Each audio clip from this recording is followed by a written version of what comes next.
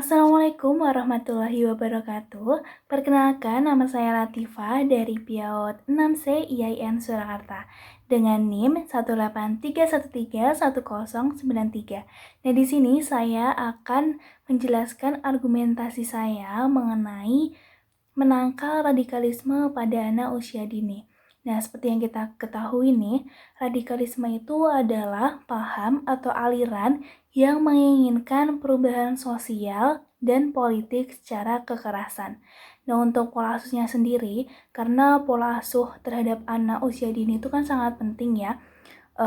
Oleh karenanya, kita itu sebagai orang tua dan sebagai pendidik itu harus melakukan pola asuh yang benar untuk anak usia dini. Nah, pola asuh sendiri itu adalah suatu proses yang ditunjukkan untuk meningkatkan perkembangan dalam fisiknya, emosionalnya, sosial, dan intelektual pada anak usia dini. Nah, untuk seorang orang tua dan pendidik itu sangat penting dalam menerapkan pola asuh yang benar, karena dalam kita itu melakukan pola asuh yang benar itu akan memberikan atau mengembangkan karakter pada anak usia dini.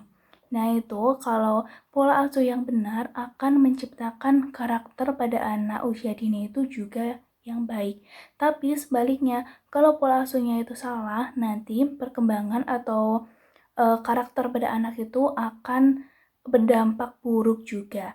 Nah, bagaimana caranya agar kita itu bisa menangkal radikalisme pada anak usia dini? Untuk yang pertama, yaitu memberikan pemahaman agama secara benar dan utuh kepada anak. Nah, dalam memberikan agama itu sangat penting menurut saya, karena anak usia dini itu karena mereka itu masih dikategorikan sangat muda dan untuk memorinya itu masih banyak, jadi pemahaman agama itu sangat penting. Nah, bisa kita memberikan pemahaman mengenai siapa yang menciptakan kita, kemudian apa yang kita lakukan di dunia ini, misalnya beribadah seperti itu. Nah, pemahaman atau penjelasan mengenai agama itu harus dilakukan dengan benar dan utuh kepada anak. Jadi jangan memberikan pemahaman kepada anak itu setengah-setengah. Kemudian untuk yang kedua yaitu memberikan rasa aman, nyaman, dan menyenangkan kepada anak untuk tinggal di rumah. Nah, jadi sebisa mungkin orang tua apalagi itu harus menerapkan bagaimana caranya anak itu betah di rumah, jadi tidak main kemana-mana seperti itu. Misalnya orang tua bisa mengajak anak itu bermain yang mereka sukai, tapi juga bisa menstimulus anak, jadi anak itu bisa membentuk karakter anak itu sendiri dengan baik. Nah, untuk yang ketiga, yaitu menjadi sahabat untuk anak. Nah, ini sangat penting halnya orang tua itu menjadi sahabat untuk anak. Karena kalau orang tua itu sangat dekat kepada anak, itu nanti anak akan mudah bercerita mengenai apa yang mereka rasakan atau apa yang mereka alami seperti itu. Nah, ini penting halnya orang tua itu bisa menjadi teman sahabat orang tua kepada anak usia dini. Nah, untuk yang keempat yaitu mendidik anak untuk kena etika mengungkapkan pendapat. Nah, ini sangat penting juga. Nah, ini hubungannya tuh erat dengan menjadi sahabat. Jadi kalau kita itu sebagai orang tua atau enggak pendidik itu bisa menjadi sahabat untuk anak. Nah, nanti anak itu akan dengan mudah untuk mengungkapkan pendapat. Nah, kalau anak itu sudah bisa mengungkapkan pendapatnya itu kepada orang terdekatnya, nah kita bisa melatih anak itu untuk mengungkapkan pendapatnya kepada orang lain. Untuk yang kelima, yaitu mengajak anak untuk mengenal ragam budaya dan agama di Indonesia. Nah, ini agar mereka itu mengenal nilai kebinekaan. Yang seperti kita ketahui ya, di Indonesia itu kan Pancasila dengan Bhinneka Tunggal Ika. Jadi, walaupun kita itu berbeda-beda, tapi masih menjadi satu. Jadi, kita bisa mengajak anak itu untuk mengenal ragam-ragam budaya yang ada di Indonesia.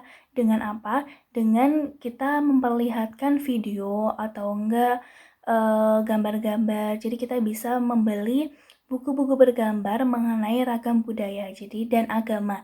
Jadi anak itu mengetahui ragam budaya apa aja yang di Indonesia dan agama apa aja yang ada di Indonesia. Jadi anak itu bisa menghargai agama satu dengan agama lainnya. Karena yang kita ketahui agama di Indonesia itu kan ada banyak. Misalnya ada Islam, terus Kristen, Katolik dan sebagainya. Jadi anak itu bisa menghargai satu sama lain walaupun agama kita itu berbeda-beda. Kemudian untuk yang keenam, ini menjadi yang terakhir, yaitu memberikan pemahaman kepada anak mengenai bahaya gerakan radikalisme.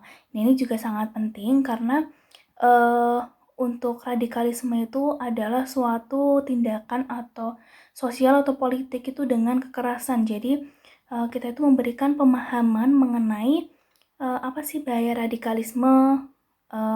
Misal kalau kita itu jadi tidak memperbolehkan anak itu untuk melakukan kekerasan secara sosial seperti itu. Jadi sebisa mungkin anak itu diberi pemahaman dan stimulus dengan baik agar anak itu tidak melakukan radikalisme seperti itu.